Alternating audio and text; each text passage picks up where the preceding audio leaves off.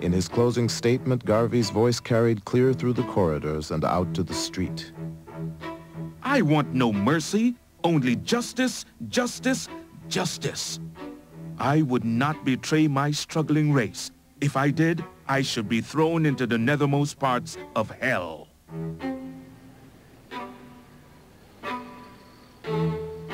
After a 4-week trial, his 3 co-defendants were acquitted, but Garvey was convicted and given the maximum sentence of 5 years in prison. Hoover's agents had the UNIA under surveillance for years in search of damaging evidence. But in the end, Garvey's conviction hung on using the mails to defraud one man, Benny Dancy, of $25.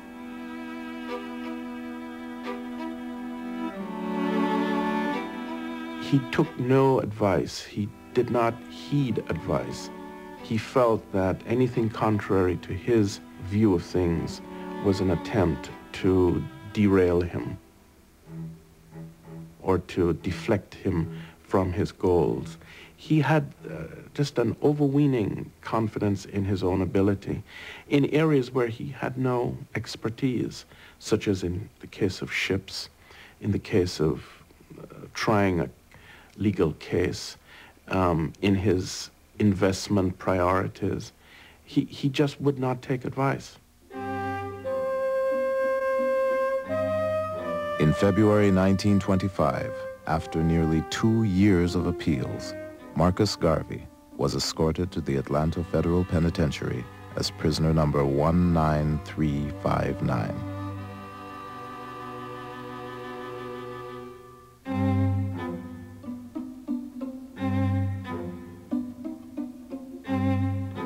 His only personal assets were $40 and a few hundred shares of his own worthless stock.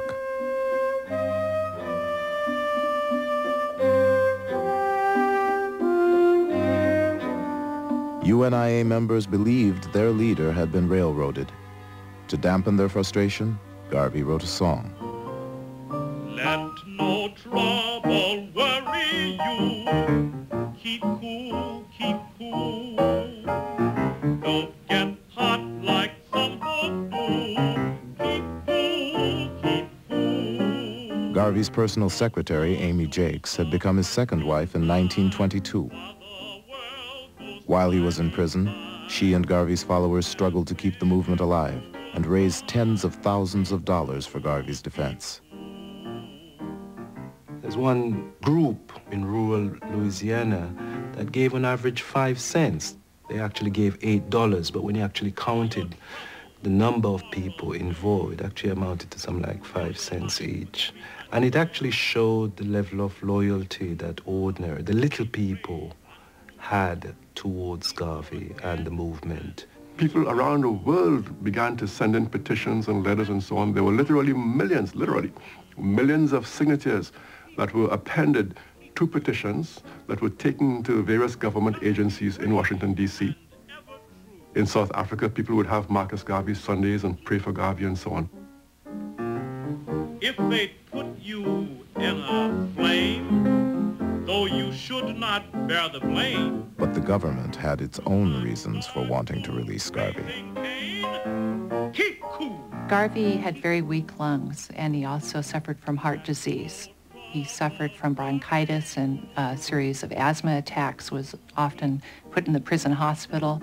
They feared that he could die or become severely ill, and it would just add to the martyrdom aspect of the Garvey movement and increase his following. And there was an election year coming up in the U.S., and the Republican administration felt that black folk, who were largely Republicans in those days, might vote for the other party if Garvey was not released.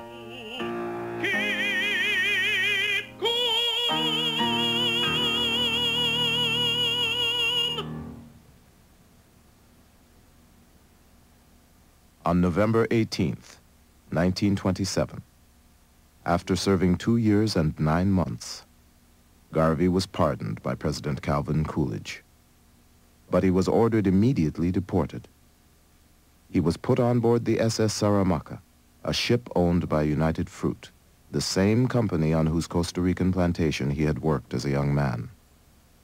it was announced that Garvey would sail back to Jamaica from the port of New Orleans.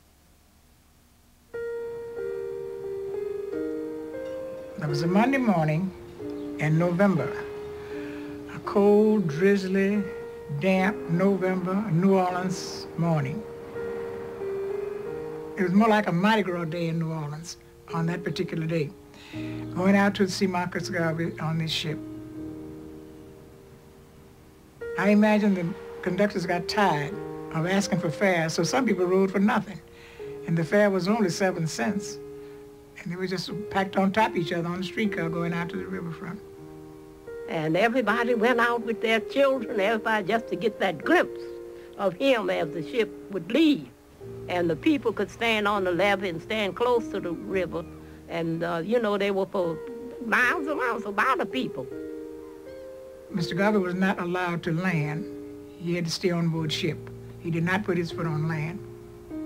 And he spoke to the people, bidding them farewell and wishing them well and asking them to hold on, keep the fort.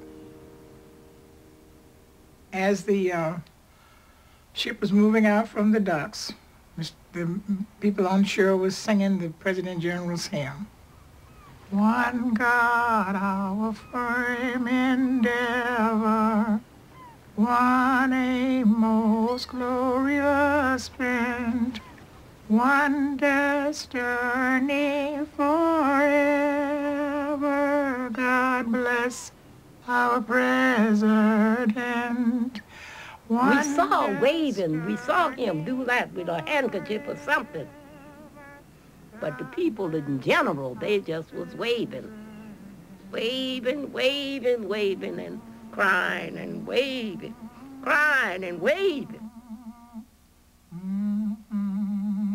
And the waves appeared to have been in harmony with the song as the people were singing, and the boat was moving out to sea.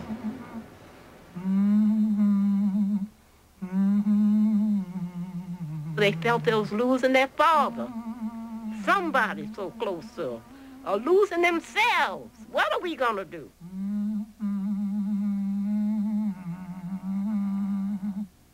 And my mother said until the day she died, she would not forget the sight of Garvey waving that white handkerchief as far as she could see the boat.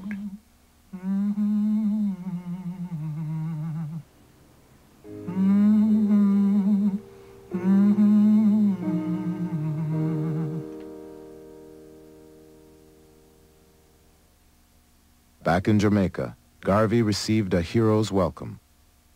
He and Amy Jakes Garvey settled in Kingston and had 2 sons.